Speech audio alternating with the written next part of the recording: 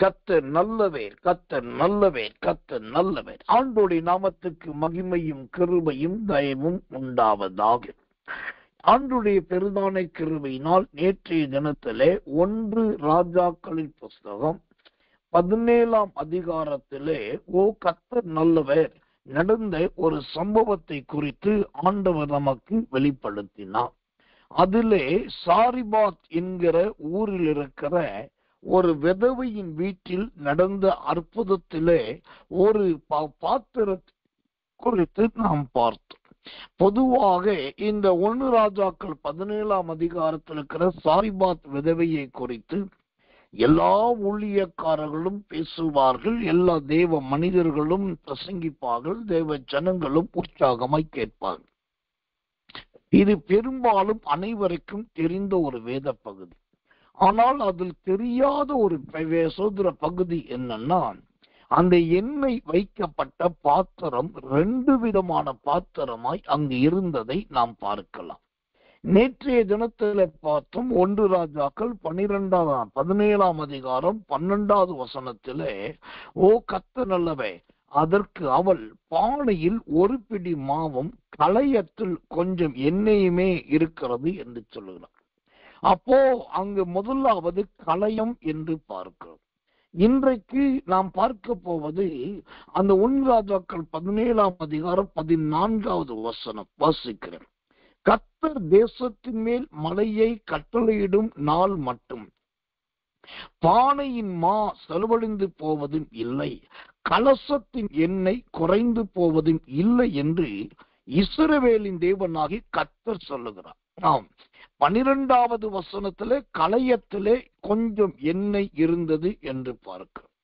14வது வசனத்திலே சோதரம் கலசத்திலே எண்ணெய் குறைந்து போகாத ஒரு எண்ணெய் இருந்தது என்று பார்க்கிறோம். இப்போ நேற்றைய தினத்திலே களையத்தை பார்த்தோம், இன்றைக்கு கலசத்தை பார்க்க போகிறோம். இந்த களையம் என்றால் என்ன, கலசம் என்றால் என்ன என்பதின் 2க்குமான வித்தியாசத்தையும் வேறுபாட்டை உங்களுக்கு சொல்லிவிடுகிறேன். களையம் நேற்றைக்கு பார்த்து தேவ செய்தபடி களையம் என்று சொன்னா அது மண் சட்டியை குறிக்கிறது, அல்லது மண் பானையை குறிக்கிறது, அல்லது மண் குடுவையை குறிக்கிறது. மண் சட்டி, மண் பானை, மண் குடுவையை குறிக்கிறது. நீங்க வீடுகளில் ஆதிகால பெண்களும் இக்கால கிராமத்து பெண்களும் பார்த்தீங்கன்னா நல்ல குழம்பு வைப்பதற்கு நல்ல அகலமான வாய் உள்ள ஒரு மண் சட்டியை பயன்படுத்துவார்கள். அதற்கு பேரும் களையம்தான். அப்புறம் அதே வீடுகள்ல ஊறுகாய் போட்டு வைப்பதற்கும் உப்பு கொட்டி வைப்பதற்கும் ஒரு சின்ன பானையை வைத்திருப்பார்கள். பாதி சிகப்பாகவும் பாதி கருப்பாகவும் இருக்கும் சுடப்பட்டதிலே. அந்த பானைக்கு பேரும் களையம் தான். முக்கியமாக பனைமரத்திலும் இந்த கல் எடுக்கிற மனிதர்கள் நீங்க பார்த்தீங்கன்னா மேலே ஏறும்போது இடுப்பிலே 2 பானையை கட்டிட்டு போவாங்க. மேலே போய் அந்த மரத்திலே அவங்க 2 பானையை கட்டிட்டு வருவாங்க. அந்த கல் எடுப்பதற்காக, பதநீர் எடுப்பதற்காக அந்த பனை மரத்துல கட்டப்படுகிற அந்த சின்ன பானை, அந்த பானைக்கு பேரும் களையம் என்றார். இப்படி வீட்டிலே கைக்கும் சமையலுக்கும் அல்லது முக்கிய வேலைக்கும் பயன்படுத்தப்படுகிற மண் பாண்டத்துக்கு பேர் தான் களையம் என்றார். களையம் அல்லது களையங்கள் என்று அர்த்தம். கர்த்தருடைய நாமத்துக்கு மகிமை உண்டாவதாக. இது எல்லாம் களையம். அப்போ சரி, அடுத்தது கலசம். இன்றைக்கு நாம் பார்க்க போகிற தேவ செய்தி 1 ராஜாக்கள் 17-14 படி கலசம். இந்த கலசம் என்றால் என்ன? இந்த கலசம் என்பது எதை குறிக்கிறது? கர்த்தர் நல்லவே. இந்த கலசம் என்கிறதுக்கு இந்த கலசம் என்பது இந்த கோவில்களில், இந்து கோவில்களிலே விக்கிரக ஆராதனை ஸ்தலங்களிலே பெரிய உயரமான கோபுரங்கள் இருக்கும். அந்த கோபுரத்திலே கர்த்தர் நல்லவே கோபுரமெல்லாம் கட்டி முடித்து மேலே பார்த்தீங்கன்னா அந்த சுத்திரம், அந்த வளைவான கிண்ணம் போல நெளிவான பால் சுத்திர பொருள் இருக்கும். சில கோவில்களிலே 1 இருக்கும், சில கோவில்களிலே 3 இருக்கும், சில கோவில்களிலே 5 இருக்கும், சில கோவில் பெரிய கோவில்களில் 7 இருக்கும்.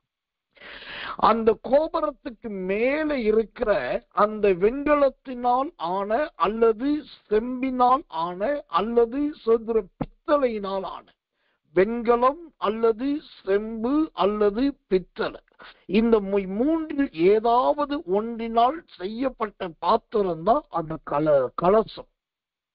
இந்த கோபுரத்துக்கு மேல இருக்கிற அந்த கலசம் வெண்கலம், பித்தளை, சுத்திரம் இவைகளில் இருக்கிறது. ஆனா ஆதிகால பாரம்பரியமான சில கோவில்களை பார்த்தா அந்த கலசம் என்பது கல்லினாலேயே செய்யப்பட்டதா இருக்கிறது. சரி, இப்போ கலசம் என்றால் அந்த இந்து கோவில்களிலே கோபுரங்களுக்கு மேலே இருக்கிற அந்த சோத்திரம் கும்பாபிஷேகம் நடத்துகிற அந்த பொருளுக்கு பேர் தான் கலசம். இந்த கலசத்துக்கு பலவிதமான பெயர்கள் உண்டு. ஏதோ ஒரு கலசம் கிடையாது. கலசத்திலேயே பலவிதமான கலசம் உண்டு. கிட்டத்தட்ட சோத்திரம் ஒரு 8 பெயர்களை அந்த கலசத்தை குறித்து நான் உங்களுக்கு சொல்லுகிறேன். நம்பர் 1 கும்ப கலசம், நம்பர் 2 கோபுர கலசம், நம்பர் 3 பூரண கலசம், நம்பர் 4 வன்னியர் கலசம், நம்பர் 5 தங்க கலசம், நம்பர் 6 விமான கலசம், நம்பர் 7 கும்ப கலசம், சுந்தரம் கும்பம் என்கிற கலசம், நம்பர் 8 நிறை குடம் என்கிற கலசம். அதாவது 8 அல்ல 7 பெயர்கள். இந்த கலசத்துக்கு வரிக்கப்பட்ட பெயர்கள் 7 பெயர்கள். இது எல்லாமே வரலாற்றிலும் சுந்தரம் அந்த புராணங்களில் சொல்லப்பட்டிருக்கிற பெயர்கள். இந்த பெயர்களை அல்லாமல் அவரவர்கள் வைக்கிற சில கலசத்தின் பெயர்களும் உண்டு. வரலட்சுமி கலசம், லட்சுமி வடிவ கலசம், சரஸ்வதி கலசம், விநாயகர் கலசம், கொலை தெய்வ கலசம், அம்மன் கலசம், முருகன் கலசம். இப்படி அவரவர்கள் சுயமாய் வைத்துக் கொள்ளுகிற சில விக்கிரகத்தின் தெய்வாதீன பெயர் என்று வைக்கிற கலசங்களும் உண்டு. இப்ப நீங்க கேட்கலாம், கலசம் சொல்லிட்டு பைபிள்ல இருக்கிறது நீங்க சொல்லுறீங்கன்னா முழுக்க இந்துக்களை குறித்தும் இந்து கோவில்களை குறித்தும் அவங்களுடைய வழிபாட்டை பேசுறீங்க அப்படின்னா இங்க நான் கவனிக்க வேண்டும். நல்ல ஒரு தேறின மனுஷன், தேறின தேவ மனுஷி, தேவ பிள்ளை என்று சொன்னால் வேதத்தை மாத்திரம் அல்ல, வேதத்துக்கு ஒத்து வரக்கூடிய வேதத்தில் இருக்கிற பொருட்கள் உலகத்தில் எங்க இருக்கிறதோ அதையும் நாம் கற்றுக்கொள்ள வேண்டியது நம்முடைய அவசியமாய் இருக்கிறது. அப்போ இந்த கலசம் என்பது இன்றைக்கு இருக்கிற விக்கிரக கோவில்களில் உயரத்தில் இருக்கிறதான அந்த கும்பங்கள். இந்த கும்பங்கள் எதனால் செய்யப்பட்டதுன்னா உலோகங்களினால் செய்யப்பட்டது. நான் சொன்னதை போல பித்தளையினால் அல்லது வெண்கலத்தினால் செய்யப்பட்டது. இல்லாவிட்டால் வேறு சில பொருட்களினால் நேர்த்தியாக அதற்கென்று செய்யப்பட்டது. இந்த கும்பங்களில் பார்த்தீங்கன்னாக்கா அது கீழே வைத்து பூஜை பண்ணி மேலே கொண்டு போறதுக்கு முன்னாடி அந்த கும்பத்தை, அதாவது அந்த கலசத்தை மாமரத்து இலையினாலும் அசோக மரத்து இலையினாலும் அதை நிரப்புவாங்க. அதை சுற்றிலும் மா இலையை சுருவி அசோக இலையை சுருவி அதற்கு நடுவில் தேங்காய் வைத்து பண்ணுவாங்க. இதற்கு இடையில இந்த கோபுரங்களுக்கு மேலே கலசங்கள் இருக்கிறது. இந்த கலசங்கள் எதற்காக என்று கேட்டால் பலரும் சொல்லுகிறார்கள் அது சமுத்திரம் இயற்கையை தாங்கக்கூடியது என்று சொல்லுகிறார். அதாவது இடி இடித்தாலும் கோபுரத்துக்கு தாக்காது, மின்னல் வெட்டினாலும் கட்டடத்துக்கு பாதிப்பு வராது என்று சொல்லு. ஆனால் அதை நீங்க நல்ல ஆராய்ந்து அறிவியல் கட்டுரைகளை படித்து பார்த்தா அதற்கு அறிவியலில் ஆதாரம் இல்லை என்றுதான் சொல்லுகிறார்கள். அதுக்கு ஒரு அழுத்தமான ஆதாரத்தை காமிக்கணும். அதாவது இந்த கலசத்தினால் கோபுர இடிகளை தாங்காது, மின்னலை தாங்க முடியாது என்பதற்கு நல்ல ஒரு அடித்தள ஆதாரத்தை காமிக்கணும். சமீபத்திலே தஞ்சாவூரில் இருக்கிற பெரிய கோவிலிலே ஒரு இடி வெட்டின போது அங்க இருக்கிற கலசம் உடைந்து பயங்கர சேதமாகி உள்ளே இருந்த தானியம் எல்லாம் கொட்டி போனது.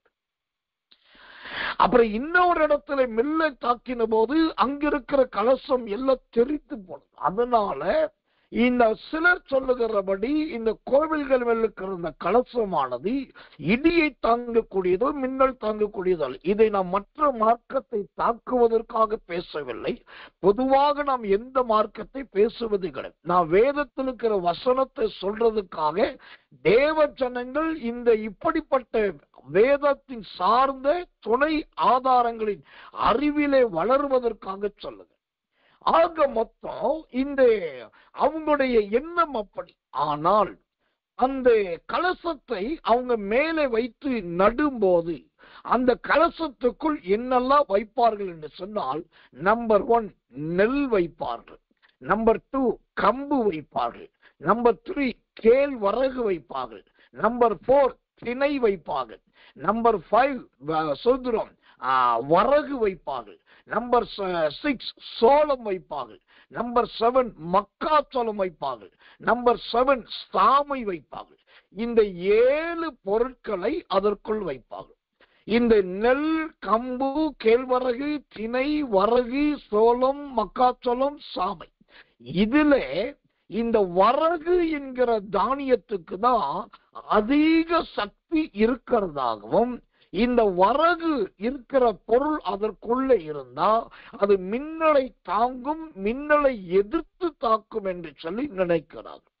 இப்படி அந்த கலசத்துக்குள்ளே 7 பொருட்கள் வைத்து அதற்கு சில வழிபாடுகளை செய்து அதை கொண்டு போய் மேல வைத்து, அதற்கு மேலே சொத்திரம் பல ஆறுகளில், பல குளங்களில், பல இடத்திலிருந்து கொண்டு வந்த ஜலம் என்று சொல்லக்கூடிய தண்ணீரை ஊற்றி அதற்கு அபிஷேகம் என்கிற பெயரில் கும்பாபிஷேகம் பண்றாங்க. ஏன் கும்பாபிஷேகம்னா, அந்த கலசங்கள் எல்லாமே ஒரு கும்பம் போல நீட்டிக்கிட்டு இருக்கும்.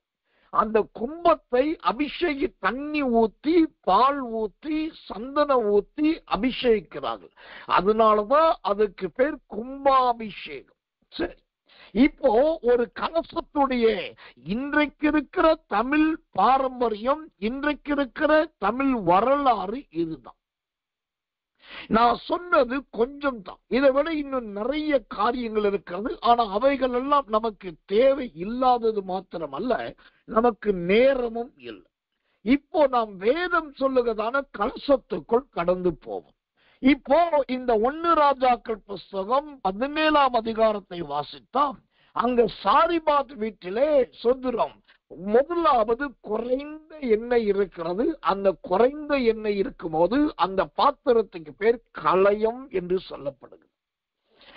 2வது ஒரு எண்ணெய் இருக்குது, செலவே ஆகாத, எவ்வளவு செலவழிச்சாலும் குறைவில்லாத ஒரு எண்ணெய் இருக்கிற பாத்திரம் இருக்குது, அதற்கு பேர் கலசம் என்று அர்த்தம்.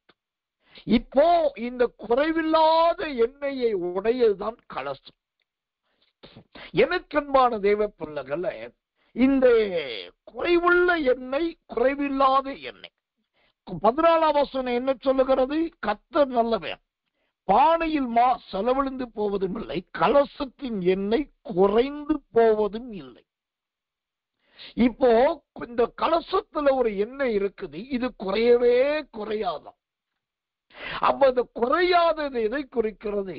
ஒரு முறை ஆண்டவர் ரட்சிப்பை கொடுத்து விட்டால் அந்த ரட்சிப்பு நம்மை விட்டு நீங்குவது கிடையாது.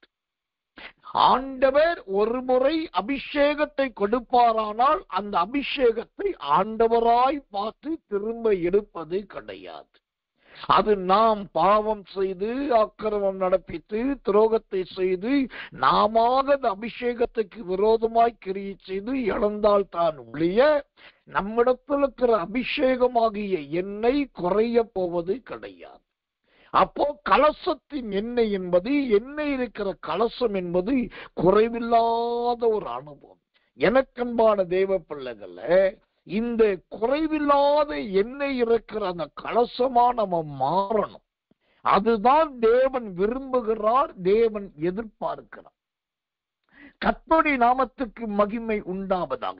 சரி, அப்படிப்பட்ட ஒரு கலசமா மாறணும்னா அதற்கு நாம் முதலாவது என்னமாய் மாற வேண்டும்?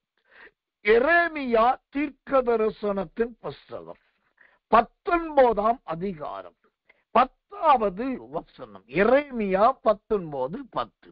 உன்னோட கூட வந்த மனுஷருடைய கண்களுக்கு முன்பாக அந்த கலசத்தை உடைத்து போட்டு அவர்களை நோக்கி திரும்ப செப்பனிடப்படக்கூடாத குயவனுடைய மண்பாண்டத்தை உடைத்து போட்ட வண்ணமாக இந்த ஜனத்தையும் இந்த நகரத்தையும் உடைத்து போடுவேன். அல்லேலூயா.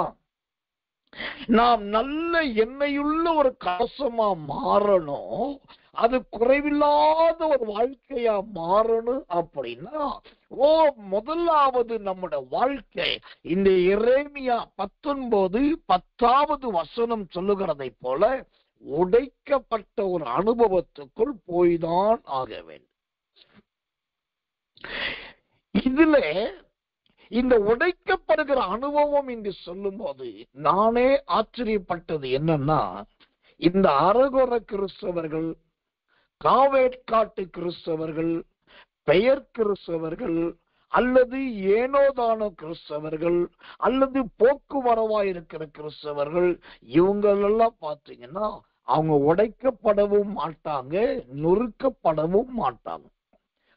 ஆனால் எந்த நேரத்திலும் கர்த்தர்தான் தஞ்சம், வசனம்தான் ஆதாரம், ஆண்டவருக்காக வாழுவேன், பரிசுத்தமாயிருப்பேன், உண்மையா ஜீவிப்பேன், முடிஞ்சா ஊழியம் செய்வேன், சாகர வரைக்கும் கர்த்தருக்காக இருப்பேன் என்று சொல்லி யார் பக்தியாய், வைராக்கியமாய், தீவிரமாய் நான் எப்படியாகலும் ஆண்டவரை நெருங்க வேண்டும், பரலோகத்தை அடைய வேண்டும் என்று இருக்கிறார்களோ அவர்கள் வாழ்க்கையிலே இந்த உடைக்கப்படுகிற அனுபவம் கண்டிப்பாய் வரும். அந்த உடைக்கப்படுகிறது எப்படிப்பட்ட உடைக்கப்படும் தெரியுமா? அந்த எரேமியா 19:11 சொல்லுகிறது, மண்பாண்டத்தை உடைத்து போடும் வண்ணமாக. ஒரு மண் பாத்திரத்தை அப்படி கீழே போட்டு உடைச்சோம்னா எப்படி உடையும்? நல்ல அழகா சதுரமாக நல்ல முக்கோணமாக உடையுமா? இல்லை. அது எப்படி படுதோ அந்த நேரத்தில் என்ன நடக்குதோ அதுக்கேற்றபடி சில்லா உடைக்கும். ஆண்டவர் ஆபிரகாமை நோக்கி ஈசாக்கு பலி செலுத்துன்னு சொல்லும் போது கூட அந்த பலியிலே அவர் என்ன பலி சொல்றாருன்னா தகன பலி இட வேண்டும் என்று சொல்லுகிறார். கர்த்தர் நல்லவர், தகன பலி. எனக்கன்பான தேவ பிள்ளைகளே, கர்த்தர் நல்லவர். அந்த தகன பலி என சொல்றோம். அந்த தகன பலினா என்ன தெரியுமா? அவனை துண்டு துண்டா நீ வெட்டணும். அவனை கொலை செய்வது மாத்திரமல்ல, துண்டு துண்டாய் வெட்டணும். வாசிக்கிற ஆதியாகமம் 22ஆம் அதிகாரம் 2வது வசனம். அப்பொழுது அவர் உன் புத்திரனும் உன் ஏகசுதனும் உன் நேசகுமாரனுமாக ஈசாக்கினை இப்பொழுது அழைத்து கொண்டு மோரியா தேசத்துக்கு போய் அங்கே நான் உனக்கு குறிக்கும் மலைகள் ஒன்றின் மேல் அவனை தகன பலியாக பலியிட்டு. அப்படின்னா என்ன அர்த்தம்? ஒரு மண்பாண்டத்தை கீழே பட்டு உடைச்சா எப்படி சில்லா சோத்திரம் அப்படியே கட்டங்கட்டமா அப்படி பல விதத்துல நொறுங்குமோ, அதை போல மகனை கழுத்தை மட்டும் வெட்டினா பத்தாது, அவனுடைய துண்டு துண்டா கையை தனியா, காலை தனியா, குடலை தனியா, வயிற்று தனியா, ஆசன வழி தனியா, எல்லாத்தையும் பலிபீடத்துல ஆசாரியின் எப்படி வெற்றானோ அப்படி வெட்டணும். இப்ப அவ்வளோ பெரிய விசுவாச வீரனாகிய ஆபிரகாம் 75 வயசுல தீர்க்க தரிசனம் பெற்ற ஆபிரகாம், 100வது வயதிலே பிள்ளையை பெற்றெடுத்த ஆபிரகாம், அந்த அவ்வளோ பெரிய விசுவாச வீரனுக்கு வந்த முதல் சோதனையே உடைக்கப்படுகிற அனுபவம் தான். நன்றாய் தெரிந்து கொள்ளுங்கள், கலயமா இருக்கிறது ரொம்ப சுலபம். ஆனா நீங்க கலசமா இருக்கணும், அதுதான் இங்க ரொம்ப முக்கியம். குறைவில்லாத ஒரு எண்ணெயா அந்த கலசமா இருக்கணும்னா எந்த சோதனை எந்த நேரத்துல வந்தாலும் அது ஏற்றுக்கொள்ளுகிற ஒரு மனப்பான்மை கண்டிப்பா நமக்கு வரணும். தேவனுடைய நாமத்துக்கு மகிமையும் கிருபையும் தயவும் உண்டாவதாக. இப்போ இந்த உடைக்கப்பட்ட கலசம் அடுத்தது அது என்ன ரூபத்தை அடைகிறது? ஒன்று, மன்னிக்கணும், என்னாகமத்தின் புஸ்தகம் 16ஆம் அதிகாரம் 38வது வசனம். என்னாகமம் 16:38வது வசனம். அதாவது வேதத்தில் இருக்க பலவிதமான கலசங்கள் இருக்குது. ஏதோ 1-2 கலசம் அல்ல, விதவிதமான நிறைய கலசம் இருக்குது.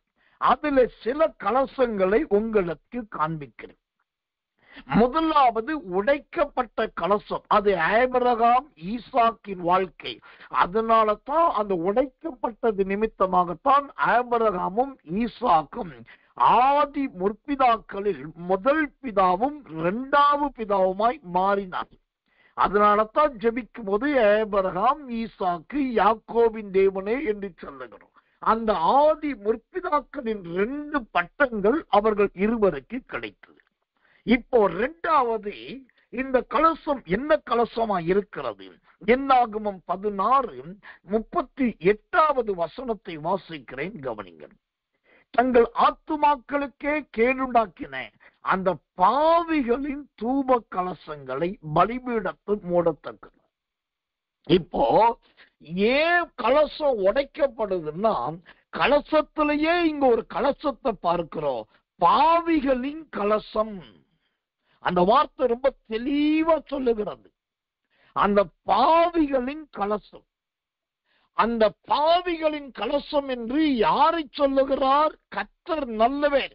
இந்த மோசைக்கு விரோதமாய் எழும்பினே, மோசைக்கு விரோதமாய் கிரியை செய்த ஓ கர்த்தர் நல்லவர், கர்த்தர் நல்லவன். அவர்களை பார்த்து ஆண்டவர் சொன்னாரு, இவர்கள் கலசங்களை போல இருக்கிறார்கள், ஆனால் பாவிகளின் கலசங்கள். ஏன் இவங்களை பாவிகள் சொல்றாரு தெரியுமா? அதே வசனம் சொல்லுகிறது, தங்கள் ஆத்துமாக்களுக்கே கேடுண்டாக்கின பாவிகளின் கலசங்கள். எனக்கன்பான தேவ பிள்ளைகளே, ஓ கலசம் என்று சொன்னாலே கொஞ்ச நேரத்துக்கு முன்னாடி நான் சொன்னேன், ஓ அது புனிதமானது, சுத்தமானது, தெய்வாதீனமானது, நல்ல பூஜிக்கப்படக்கூடியது, கோவிலுக்கு மேல இருக்கக்கூடியது, கோபுரத்துக்கு மேல இருக்கக்கூடியது, எல்லாரும் அதை பார்க்கக்கூடியது என்று சொன்னேன். ஆனா அதே கலசம் இப்ப எப்படி ஆகிவிட்டது? அது பாவிகளின் கலசமாக மாறிவிட்டது. ஏன்னாக்கா கர்த்தர் நல்லவே, கர்த்தர் நல்லவே. தங்கள் ஆத்துமாவுக்கு தாங்களே கேடுண்டாக்கி கொண்டார்கள். தேவனுடைய நாமத்துக்கு மகிமையும் கிருபையும் தயவும் உண்டாவதாக. அப்போ இந்த பாவிகளின் ஜீவியம் என்பது என்ன? இந்த பாவிகளின் கிரியை என்பது எதை குறிக்கிறது? கர்த்தர் நல்லவே, கர்த்தர் நல்லவே. சங்கீதத்தின் புஸ்தகம் 104ஆம் சங்கீதம் 35வது வசனம். பாவிகள் பூமியிலிருந்து நிர்மூலமாகி துன்மார்க்கர் இனி இராமல் போவார்கள்.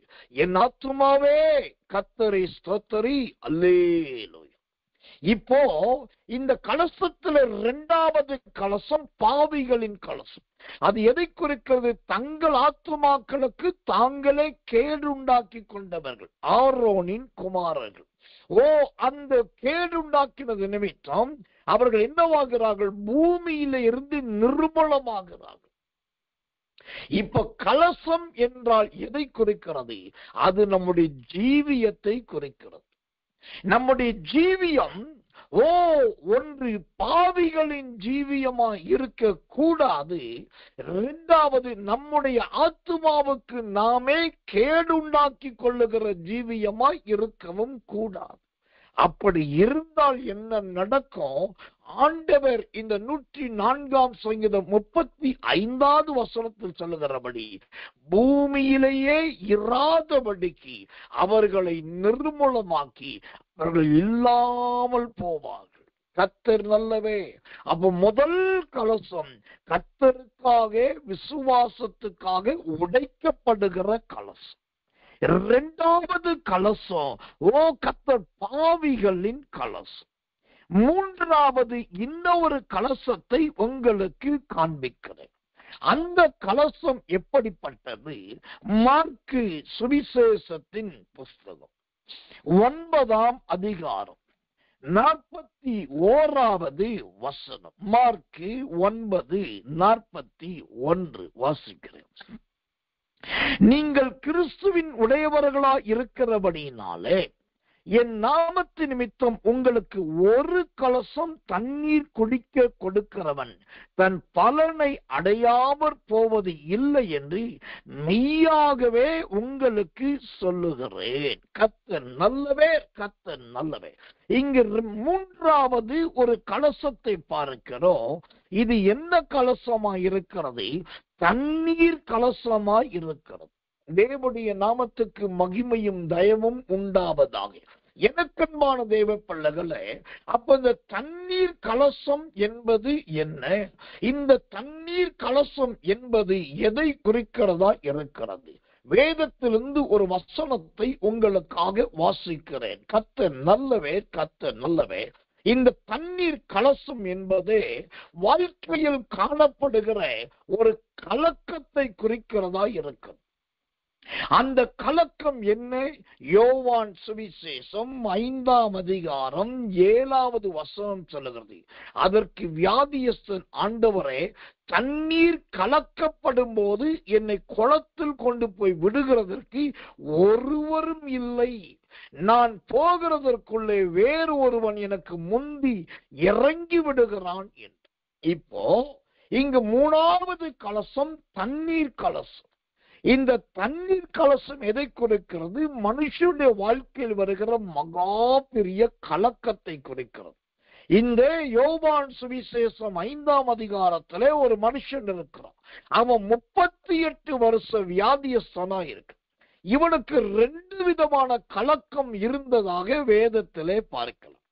அந்த 2 வித கலக்கம் என்னன்னா, ஒன்று, ஏற்கனவே தன் வியாதி சுகமாகவில்லையே, நான் சுகமாகவேனா இல்லையா, செத்து போவேனா என்று சொல்லி அந்த ஒரு ஆத்ம கலக்கம்.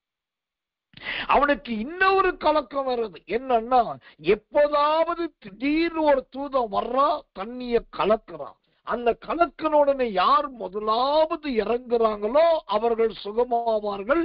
அதன் பின்பு இறங்குகிறவர்கள் சுகமாக மாட்டார்கள்.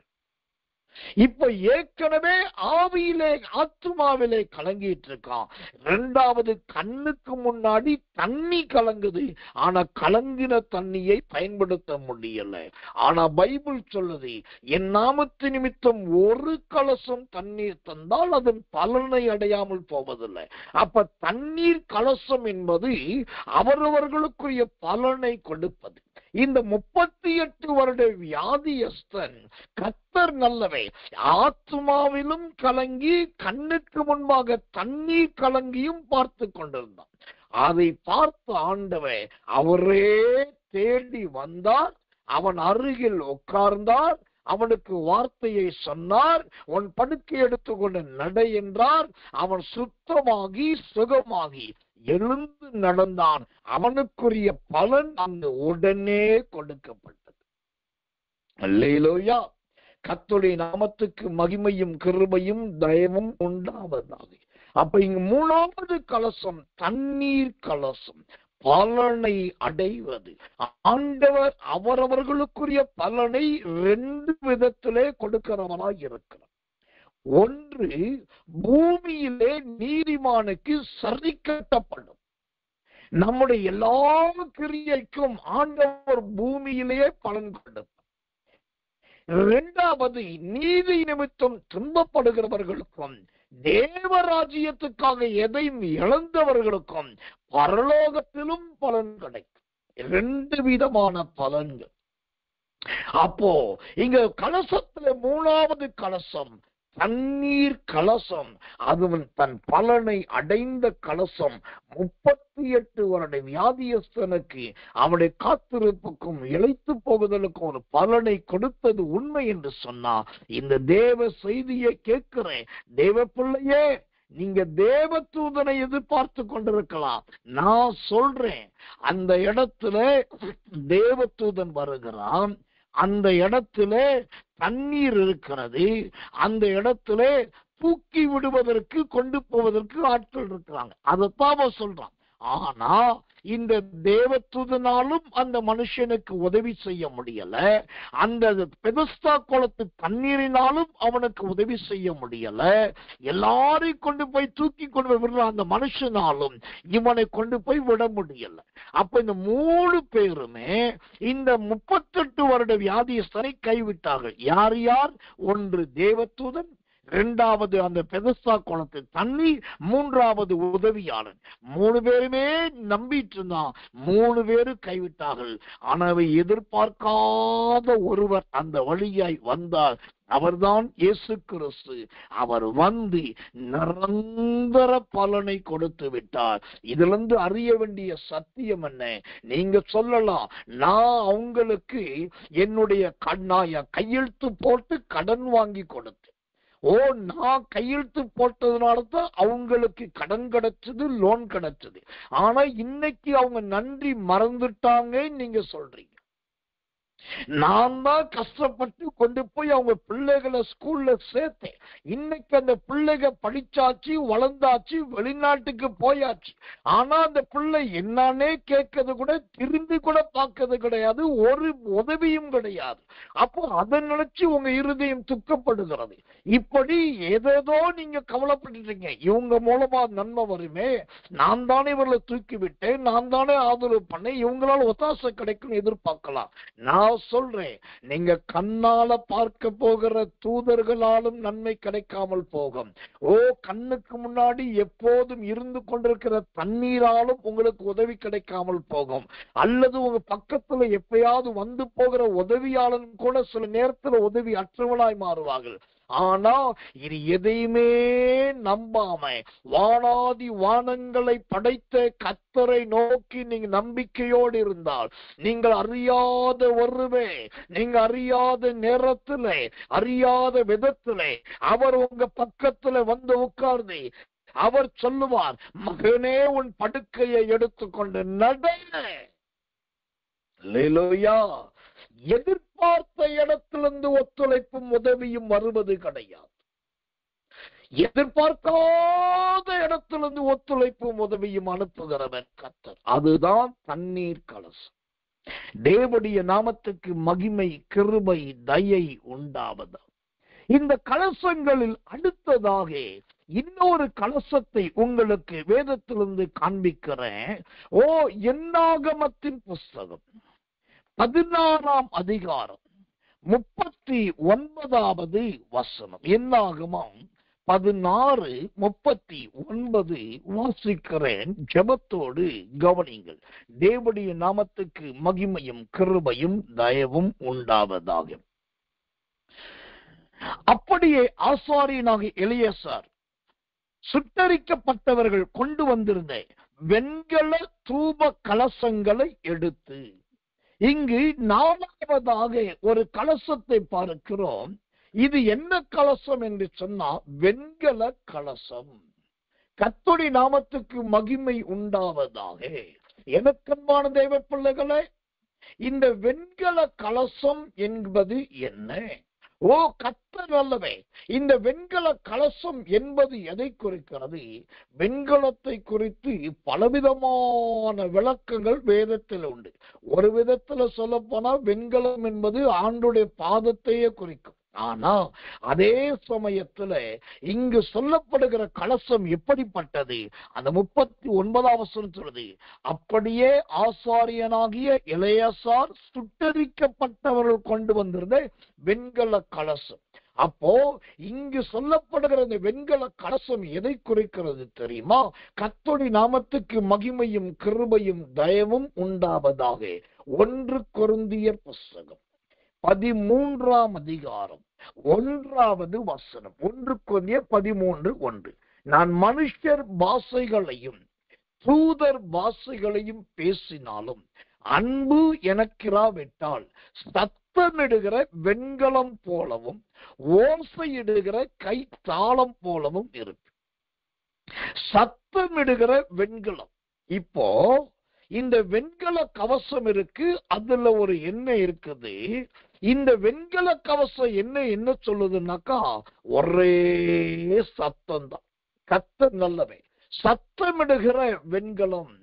எனக்கன்பான தேவ பிள்ளைகளே, அந்த சத்தமிடுகிற வெண்கலத்தை குறித்து, ஓ கர்த்தர் நல்லவர், கர்த்தர் நல்லவர், தேவனுடைய வசனம் எதை சொல்லுகிறது? அந்த சத்தமிடுகிற அனுபவம் எதை காண்பிக்கிறதா இருக்கிறது? ஒரு வசனத்தை வாசிக்கிறேன் சத்தமிடுகிற அனுபவத்தை குறித்து. ஓ சங்கீதத்தின் புஸ்தகம் 84 சங்கீதம் 2வது வசனம். சங்கீதம் 84:2. என் ஆத்துமா கர்த்தருடைய ஆலய பிரகாரங்களின் மேல் வாஞ்சியும் தவணமுமாய் இருக்கிறது. என் இருதயமும் என் மாம்சமும் ஜீவனுள்ள தேவனை நோக்கி ஓ கம்பீர சத்தமிடுகிறது. அல்லேலூயா. இங்கு என்ன இருக்கிற கலசத்துல ஒன்று வெண்கல கலசம். இந்த வெண்கல கலசம் என்பது எதை குறிக்கிறது? 1 கொரிந்தியர் 13:1 சத்தமிடுகிற அனுபவத்தை குறிக்கிறது. ஆனா அந்த சத்தம் சண்டைக்காரர்களிடத்தில் போடுகிற சத்தம் அல்ல, விரோதிகளிடத்திலும் எதிரிகளிடத்தில் போடுகிற சத்தம் அல்ல, பிசாசையும் சாத்தானை பார்த்து போடுகிற சத்தம் அல்ல.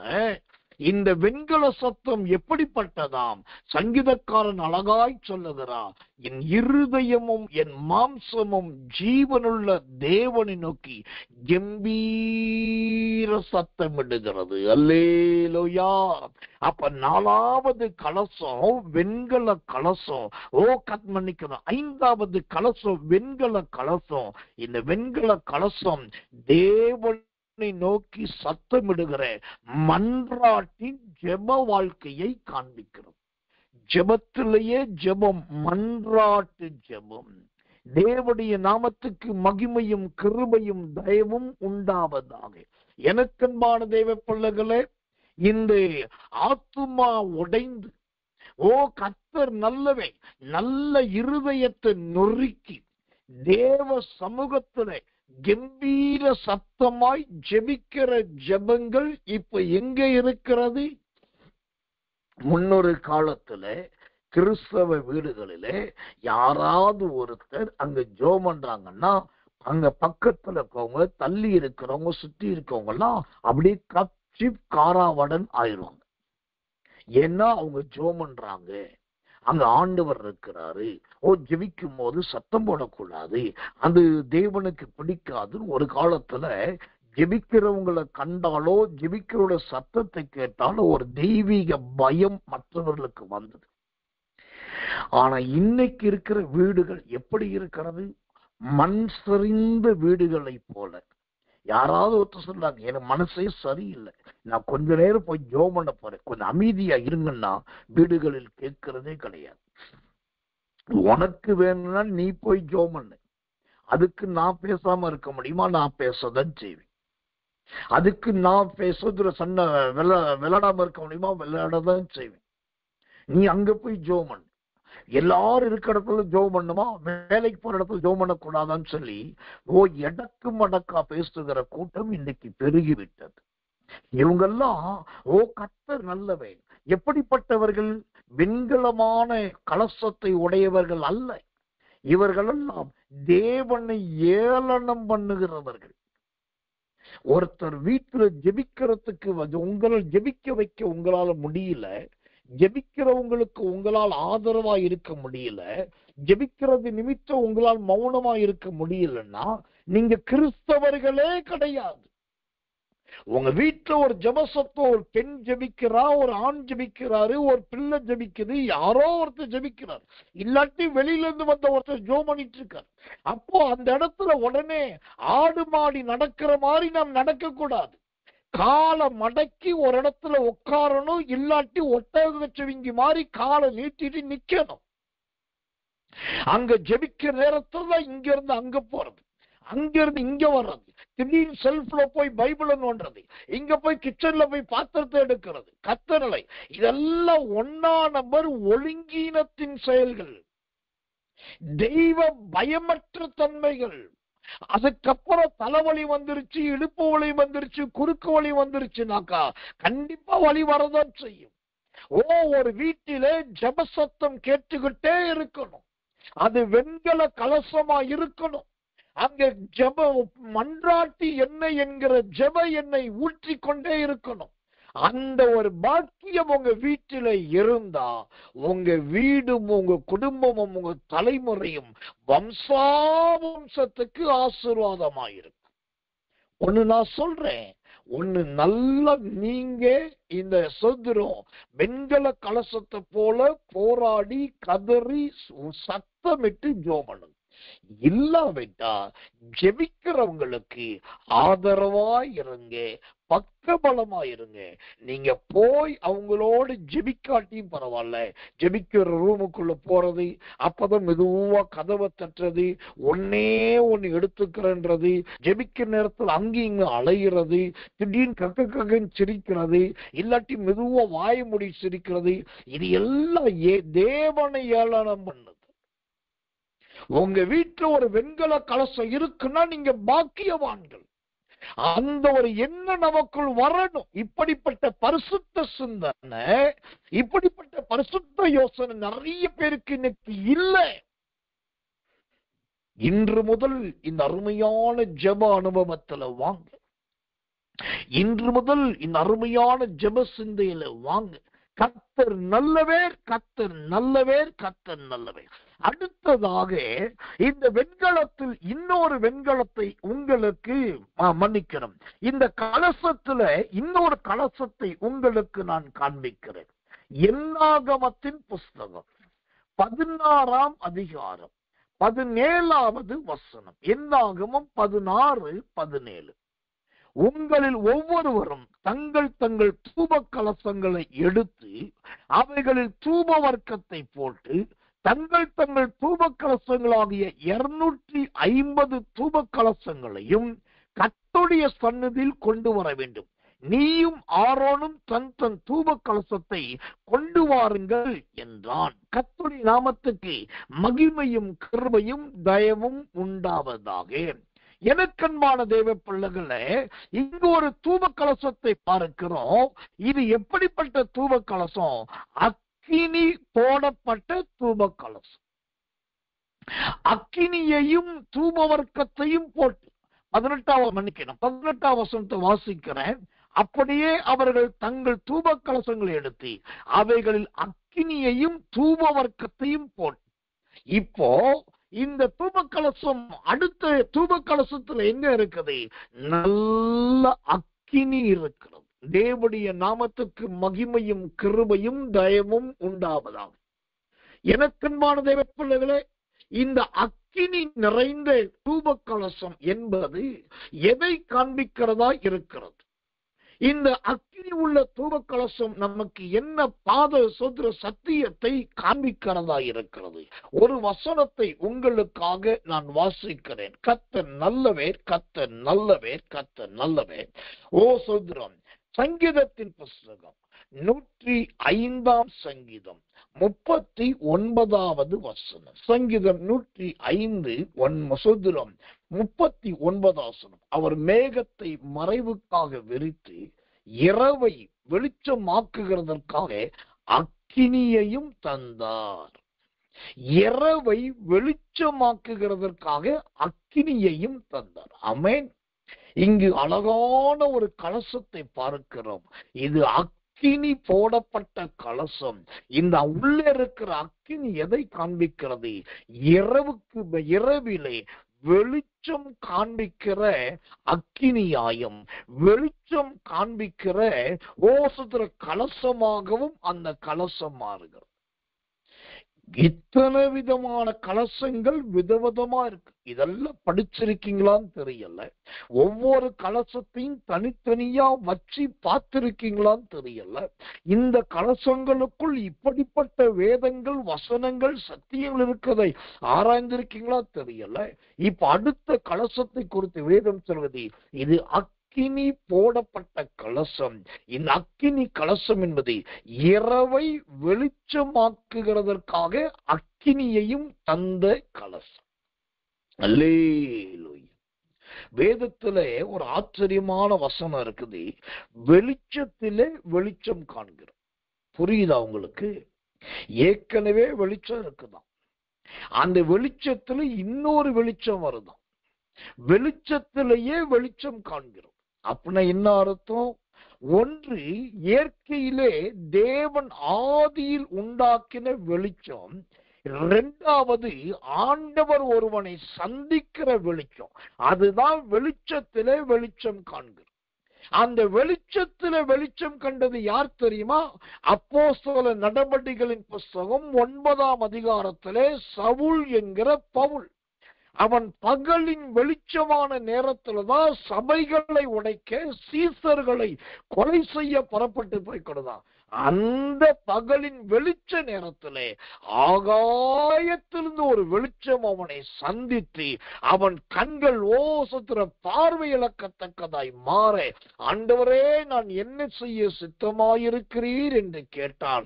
அவன் வாழ்க்கை அப்படியே இருளில் இருக்கிறவர்களுக்கு வெளிச்சம் கொடுக்கிற வெண்கலமாய் அவன் மாறிவிட்டான். இன்னைக்கு நிறைய பேர் ஜெபிக்கும் போது என்ன கேட்கிறாங்க தெரியுமா? எனக்கு பரிசுத்த ஆவி வேண்டாம், ஓ அந்த தேவாவி வேண்டாம், எனக்கு அக்கினி அபிஷேகம் வேணும், எனக்கு அக்கினி அபிஷேகத்தை தாரும், அக்கினி அபிஷேகத்தினால் நிறைத்து விடும், அக்கினி அபிஷேகத்தினால் அசையும் என்று கேட்கிறார்கள். நல்லது, இனிமேல் இல்லங்க, ஏற்கனவே ஆண்டவர் நம்மை சுத்திகரித்து அக்கினி அபிஷேகத்தினாலே மத்தேயு சுவிசேஷம் 3ஆம் அதிகாரம் 11-12 வசனத்தின்படி அவன் நல்ல அக்கினி அபிஷேகத்தினாலே நம்மை நிறைத்திருக்கிறார். அப்போஸ்தலர் நடபடிகள் 2ஆம் அதிகாரத்திலே பெந்தேகோஸ்து நாளிலே மேலறையில் காத்திருந்த எல்லார் மீதும் அக்கினி நாவுகள் பிளந்த வண்ணமாய் இறங்கினது அபிஷேகத்துலதான் அபிஷேகத்திருக்கிறார். அக்கினி அபிஷேகத்தை நமக்குள் கொடுத்ததுனால இன்னைக்கு நாம் காக்கப்பட்டிருக்கோம். ஆனா இங்க கேள்வி ஒண்ணு இருக்குது. என்ன கேள்வி? ஆண்டவர் இந்த அக்கினி அபிஷேகத்தை கொடுத்தாரு, இதை வச்சு எத்தனை இரவை நீங்க வெளிச்சமா மாத்துனீங்க? எத்தனை பேருக்கு இருளில் வெளிச்சமாயிருக்கிறீர்கள்? எனக்கன்பான தேவ பிள்ளைகளே, இந்த சங்கீதம் 105:39 ரொம்ப அழகா சொல்லுது. இரவை வெளிச்சமாக்குகிறதற்காக அக்கினியையும் தந்தார்.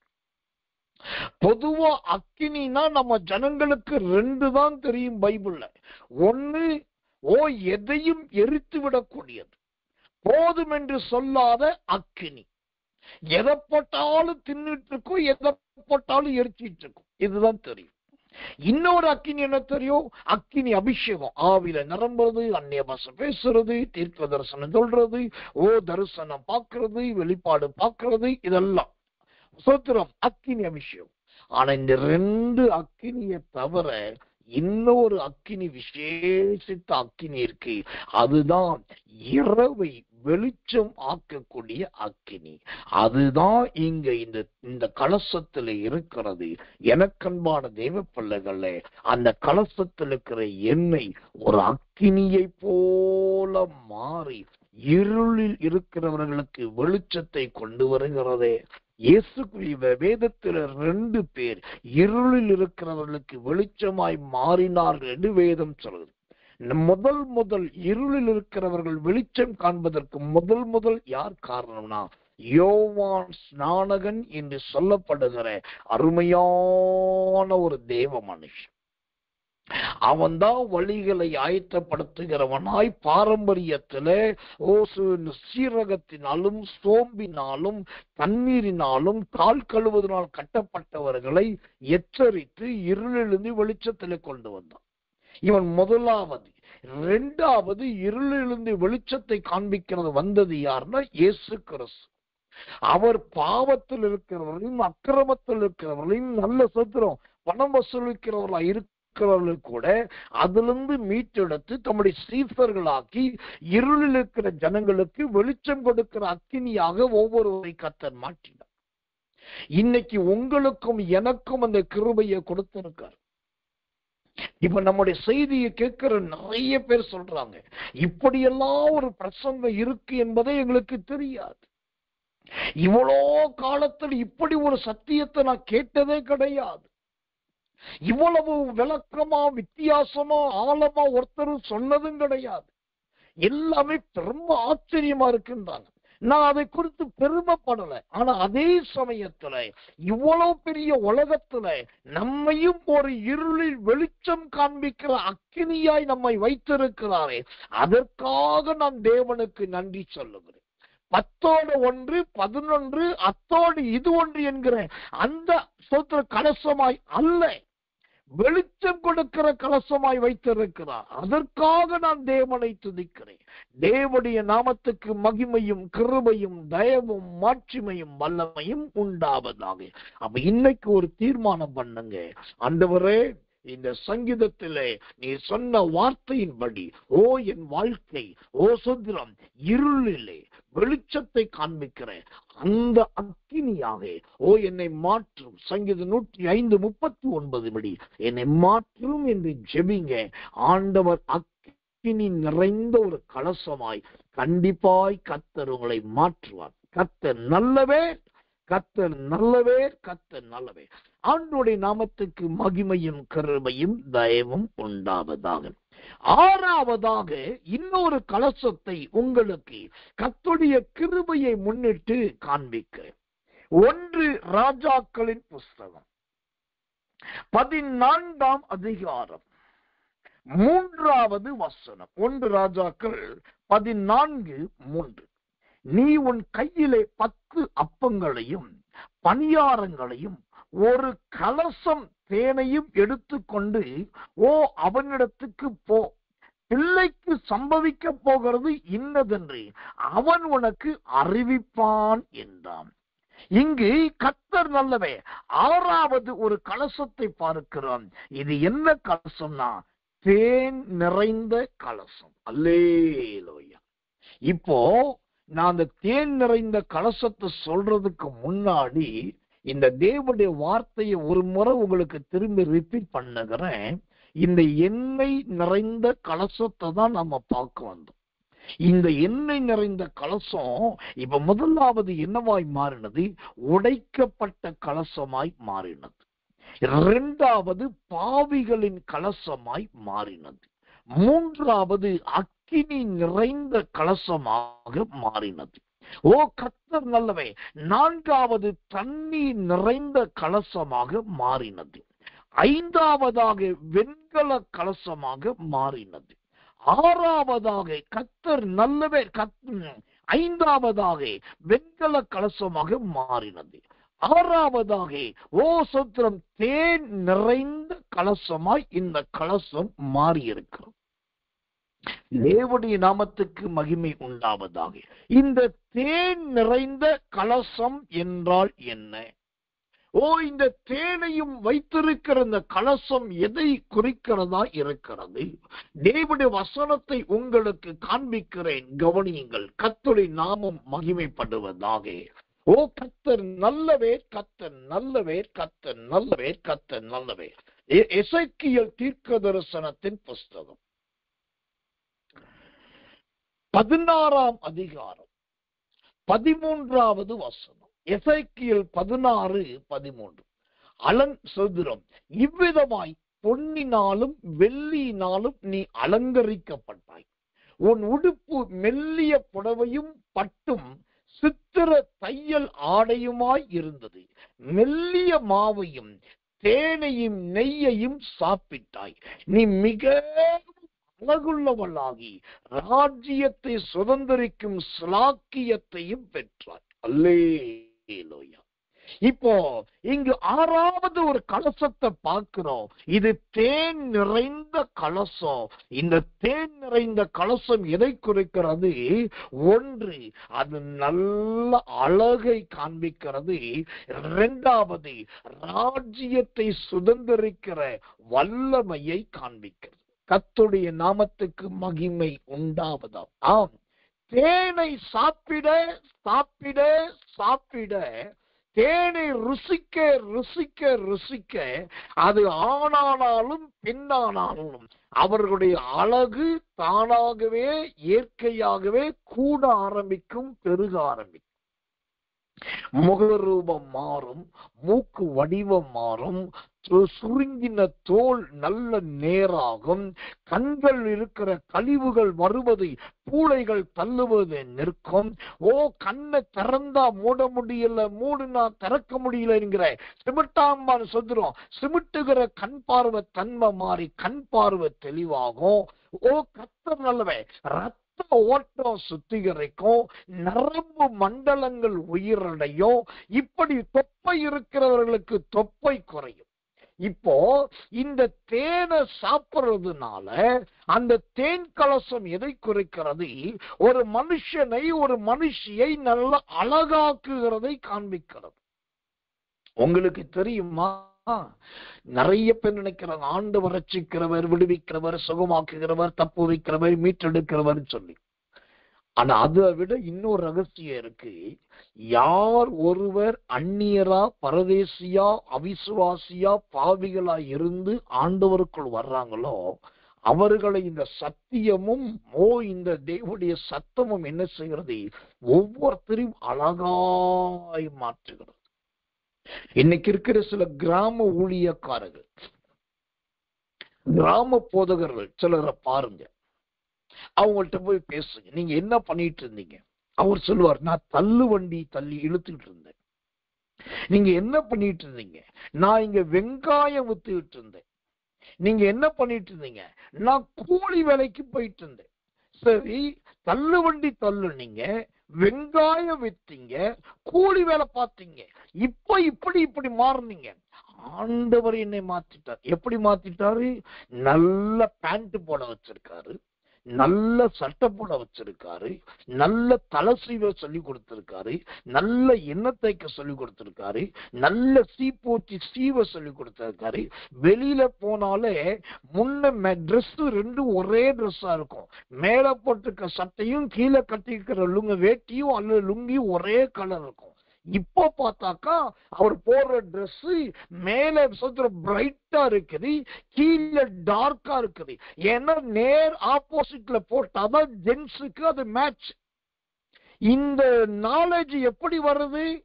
இந்த வேதம் என்கிற கலசம், இந்த வேதம் என்கிற தேன் நிறைந்த கலசத்தை குடிக்க குடிக்க குடிக்க, சாப்பிட சாப்பிட சாப்பிட அது ஒரு மனுஷனை அழகாய் மாற்றுகிறது. பைபிள்ல எனக்கு ரொம்ப பிடிச்ச வசனங்கள் ஒண்ணு என்ன தெரியுமா? 1 சாமுவேல் புஸ்தகம் 16ஆம் அதிகாரம் 18ஆம் வசனம் சொல்லுகிறது. ஓ சோதரம், அங்கு தாவீதை குறித்து 6 அடையாளத்தை கர்த்தர் சொல்லுகிறார். அவன் யுத்த வீரன், பராக்கிரமசாலி, சௌந்தரியம் உள்ளவன். கர்த்தர் அவனோடு இருக்கிற 6 காரியத்தை சொல்லிட்டு அதுல ஒண்ணு சொல்றாரு, அவன் சௌந்தரியம் உள்ளவன். அத ஆண்டவர் சொல்லல. யார் சொல்றா தெரியுமா? சவுல்ட்ட இருக்கிற வேலைக்காரன். நீங்க பைபிளை திறந்து 1 சாமுவேல் 16ஆம் அதிகாரம் 17, 18ஆம் வசனத்தை படிச்சு பாருங்க. ஒரு வேலைக்காரன் தாவீதை பார்த்து சொல்றான், அவன் வாசிக்கிறதில் தேறினவன், பராக்கிரமசாலி, யுத்த வீரன், காரிய சமத்தன், சௌந்தரியம் உள்ளவன், கர்த்தர் அவனோடு இருக்கிறான். ஒரு வேலைக்காரன் தாவீதை பார்த்து சொன்னா ரொம்ப அழகானவன் சொல்லி. அதே சொல்லு 1 சாமுவேல் 16, 12 நினைக்கிற வாசிச்சு பாருங்க. அங்க வேதம் சொல்லுது, அவன் அழகிய கண்களும் நல்ல ரூபமும் உள்ளவனாயிருந்தான். ஏன்னாக்கா கலசத்திலேயே கலசம், தேன் நிறைந்த கலசம், அது நம்மை அழகாக்க கூடியது. ஓ சுத்திரம், அந்த நல்ல ஒரு தேவ பிள்ளைகள் எந்த நேரமும் அழகமும் ரம்மியமுமாய் இருக்க வேண்டும். சிலர் சொல்றாங்க, நீ இவ்வளவு அழகா இருந்தா மத்தவன் உன்னை கொத்திட்டு போயிருவான்னு சொல்லி. கொத்திட்டு போக மாட்டான், சொல்ற கத்திட்டு போக மாட்டான். தேவடைய பிள்ளைகள் ஆணா இருந்தாலும் பெண்ணா இருந்தாலும் அந்த ரூபத்தை வெளிப்படுத்தணும். ஓ எல்லா நேரத்திலும் சீவி சிங்காரித்து கூடுமான வரைக்கும் அழுக்கு வஸ்திரங்களை உடுத்தாமல், கிழிஞ்ச வஸ்திரத்தை உடுத்தாமல் இருக்கிறதுலயே நேர்த்தியான நல்ல ரம்மியமான உடை உடுத்த தெரியணும். அதுக்கு பதிலாக வீட்டில் டப்பா டப்பாவா பாட்டில் தேனை வாங்கி சாப்பிட்டா மட்டும் அழகு வந்துடாது. அந்த அழகு சரீரத்துல கொடுக்கும். ஆனா அந்த சரீரத்துக்கு ஆண்டவர் கொடுக்கிற உடையும் ஒரு அழகு என்பதை மறக்க கூடாது. இன்னைக்கு நிறைய பேருக்கு இது தெரியல. தாழ்மை என்ற பேரிலே சாதாரணமா என காண்பிக்கின்ற பேர்ல பிச்சைக்காரர்களை விட கேவலமாய் தன்னை ரூபிக்கிறார்கள். தரித்திரியம் பிடித்தவர்களை போல தன்னை வெளிப்படுத்துகிறார்கள். இது தேவன் கொடுக்கிற சத்தியம் அல்ல. உங்க வாழ்க்கை நல்ல எண்ணெய் நிறைஞ்ச ஒரு கலசம், அது இப்ப அப்படியே தேன் நிறைஞ்ச கலசமா மாறி அந்த சூத்திரம் எசேக்கியேல் 16:13 சொல்லுகிறபடி அது நல்ல அழகை கொடுக்குது. அந்த தேவனுடைய உபதேசத்தின் அழகுல நீங்க வந்துட்டீங்கன்னா அடுத்து ராஜ்யத்தை சுதந்திரிப்பீர்கள். நல்லா தெரிஞ்சுக்கணும். அந்தர கோலம் கந்தர கோலம், எண்ணெய் தைக்காதது, பரட்டை, பல்லு வளர்க்காதது, குளிக்காதது, நல்ல ட்ரெஸ் போடாததுல பரலோகத்துக்குள்ள போவே முடியாது. இது சத்தியத்திலும் சத்தியம். ஏன்னா அங்க போறதே பரிசுத்தமானதுதான். தீட்டானது ஒன்றும் பிரவேசிப்பது. ராஜ்யத்தை சுதந்திரிப்பான என்ன அர்த்தம்? அமெரிக்காவுக்கு நான் ஜனாதிபதி ஆக போகிறேன் என்பது கிடையாது. இந்தியாவுக்கு நான் பிரதமராக போகிறேன் என்பது கிடையாது. நமக்கு இருக்கிற ராஜ்யம் ஒரே ராஜ்யம், பரலோக ராஜ்யம். அதை சுதந்திரிக்கணும்னா இங்கு தேன் சாப்பிட்டு தேன் கலசத்தை போல நல்ல ஒரு கலசமா மாறணும். தேவனுடைய நாமத்துக்கு மகிமையும் கிருபையும் தயவும் உண்டாவதாக. இந்த அருமையான கலசத்திலே எவ்வளவு சத்தியங்கள் இருக்கிறது என்பதை கவனித்து பாருங்க. தேவனுடைய நாமத்துக்கு மகிமை உண்டாவதாக. கடைசியாய் ஒரு கலசத்தை நான் சொல்லி முடிக்கிறேன். 1 ராஜாக்கள் புஸ்தகம் 17ஆம் அதிகாரம் 16வது வசனம். கடைசியா ஒரு கலசம். 1 ராஜாக்கள் 17:16. கர்த்தர் எலியாவை கொண்டு சொன்ன வார்த்தையின்படியே பானையிலே மா செலவழிந்து போகவும் இல்லை, கலசத்தின் எண்ணெய் குறைந்து போகவும் இல்லை. அல்லேலூயா. இப்ப கடைசியா ஒரு கலசத்தை பார்க்கிறோம். இந்த கலசத்துல என்னமா இருக்குது? எண்ணெயா இருக்குன்னா ஒன்று எண்ணெய் இருக்குது. ஆனா நாம் ஏற்கனவே வாசித்த எண்ணெய் இந்த எண்ணெய் கிடையாது. மற்ற இடத்துல சொல்லப்பட்டிருக்கிற அந்த எண்ணெய் இந்த எண்ணெய் கிடையாது. இந்த 1 ராஜாக்கள் 17:16 சொல்லப்பட்டிருக்க எண்ணெய், அது என்ன தெரியுமா? கர்த்தருடைய வார்த்தையின்படி உருவான எண்ணெய். அல்லேலூயா. இன்னைக்கு எண்ணெயை உண்டாக்குறதுக்கு செக்குல போட்டு ஆட்டுறாங்க, உரல்ல போட்டு ஆட்டுறாங்க, நல்ல மிக்சியில போட்டு ஆட்டுறாங்க. அந்த எண்ணெயெல்லாம் இது கிடையாதுங்க. இங்க 7வது ஒரு கலசம், அருமையான கலசம், எண்ணெய் உள்ள கலசம். இந்த எண்ணெய் எதனால் உருவானது? அந்த வசனம் 1 ராஜாக்கள் 17:16 சொல்லுகிறது. கர்த்தர் எலியாவை கொண்டு சொன்ன வார்த்தையின்படியே. ஆமென். தேவனுடைய வசனம் என்னும் எண்ணெயாய் நீங்கள் மாறணும். அப்போ இந்த எண்ணெய் கர்த்தருடைய வார்த்தையின் உண்டான எண்ணெய்னா என்ன அர்த்தம்? உங்கள்கிட்ட யாராவது பேசுறதுக்கு வந்தாக்கா நீங்க வாயை திறந்தா வசனமா வரணும். உங்க வீட்டுக்குள்ள வந்தா வசனமா இருக்கணும். ஒரு ஜோக் அடிச்சா வசனமா இருக்கணும். ஆறுதல் சொன்னா வசனமா இருக்கணும். காலையில விடிஞ்சது முதல் இரவு கண்ண மூடி தூங்குற வரைக்கும் எந்த நேரமும் கர்த்தருடைய வார்த்தையிலே வாயும் நிரம்பணும், இருதயமும் நிரம்பணும்.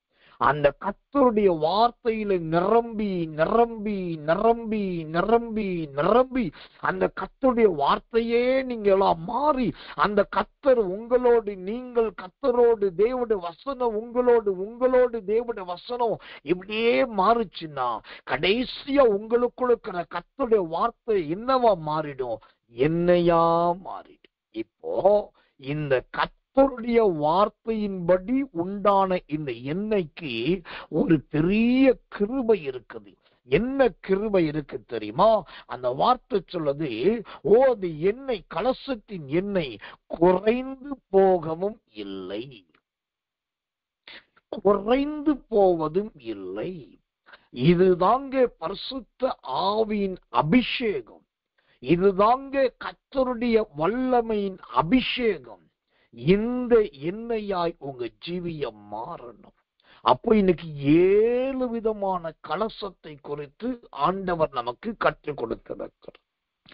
அந்த 7 கலசத்துல கடைசியா நான் சொல்லி முடிக்கணும்னா, இந்த 1 ராஜாக்கள் 17:16 சொல்லப்பட்ட கர்த்தருடைய வார்த்தையின்படி உண்டான அந்த எண்ணெயுள்ள ஒரு கலசமாய் மாறுங்கள்.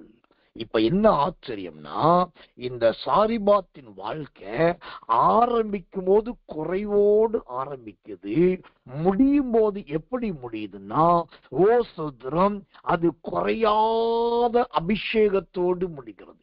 அதுல இன்னொரு ஆச்சரியத்தை பாருங்க. இந்த சாரிபாத்தின் விதவை ஆரம்பிக்கும் போது அவன் என்ன சொல்றா, கர்த்தர் நல்லவன் சொல்றோம். அங்கே ஒரு விதவை விறகு பொறுக்கி கொண்டிருந்தான். அவ வாழ்க்கை ஆரம்பிக்கும் போது விறகுல ஆரம்பிக்கும் போது, ஆனா அவ வாழ்க்கை முடியும் போது, அந்த அற்புதம் முடியும் போது எண்ணெயில போய் முடியுது. விறகு என்பது எது? உலர்ந்து போன வாழ்க்கை, உணர்வற்ற ஜீவியம். ஒரு காலத்துல உணர்ந்து போனவளாயிருந்தா, உணர்வற்றவளாயிருந்தா, காஞ்சி போய் கிடந்தா. இப்போ இந்த கலசத்துல கர்த்தருடைய வார்த்தை என்ன வந்த உடனே அவள் அழகாய் குறைவில்லாதவளாய் மாறிவிட்டாள். கடைசியா சொல்லி முடிக்கிறேன். உலர்ந்து போனவர்களாய், விடாய்த்து போனவர்களாய், உணர்வற்றவர்களாய், காஞ்சி போனவர்களாய், விறகு கட்டைய போல நீங்க இந்த செய்தியை கேட்கிறீங்களா? உங்களதான் ஆண்டவன் கர்த்தருடைய வார்த்தையின் எண்ணெயாய் மாற்ற போகிறார். உங்களதான் ஆண்டவர் குறைவில்லாத நன்மையினால் நிரப்ப போகிறார். இந்த விசுவாசம் உங்களுக்குள் வரட்டும், இந்த நம்பிக்கை உங்களுக்குள் வரட்டும். இந்த நல்ல எண்ணெய் கலசம், இந்த கலசம் எண்ணெய் நிறைந்த கலசம். அதுல ரொம்ப பிடிச்சது கர்த்தருடைய வார்த்தையின்படியே உண்டான எண்ணெய். அந்த எண்ணெய் குறைவில்லாத எண்ணெய். கண்களை மூடி ஒப்பு கொடுத்து எல்லாரும் ஸ்தோத்திரம் பண்ணுவோம். வாய்களை திறந்து ஒருவரும் மௌனமாயிருக்காமல், ஆண்டவரே, விறகிலே ஆரம்பித்த சாரிபாத் விதவையின் வாழ்க்கைய கர்த்தருடைய வார்த்தை என்கிற எண்ணெயினால் நிறைத்தீரே. எனக்கும் அந்த அனுபவம் வேண்டும். இன்றைக்கு நான் ஆண்டவரே நீர் காண்பித்தேன் 7 கலசங்கள் ஐயா. 7 கலசத்திலும் 7 பொருட்கள் ஐயா. அது முடிவிலே கர்த்தருடைய வார்த்தையில் வந்து முடிகிறது.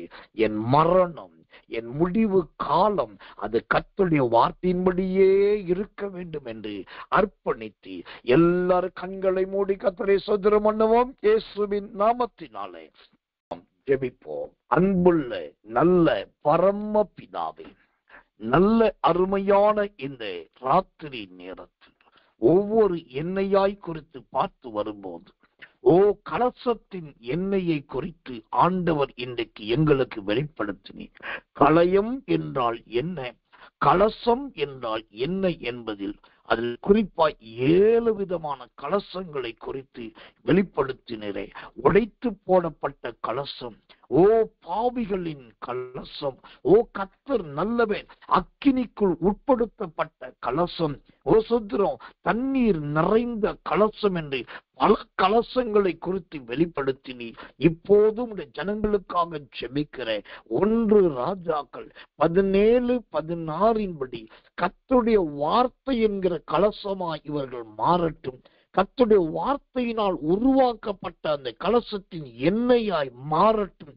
அது குறைவில்லாத ஜீவியமாய் உடைய பிள்ளைகளை நிரப்பட்டும் என்று சொல்லி ஊழியக்காரனாகி நான் பிதா, குமாரன், பரிசுத்தாவின் நாமத்தில் ஆசீர்வதிக்கிறேன். கிருபையும் தயவும் உண்டாவதாக. கர்த்தருடைய மகிமை ஆளுகை செய்வதாக. இரவில் நல்ல நித்திரை தாரும். அதிகாலை இருட்டோடு ஜெபத்திலே கலந்து கொள்ளை உடைய நாமத்தை மகிமைப்படுத்த கர்த்தர் உதவி செய்வதாக. இயேசுவின் நாமத்தில் ஜெபிக்கிறோம். ஜெபம் கேளும் ஜீவனுள்ள நல்ல பிதாவே. ஆமென், ஆமென், ஆமென்.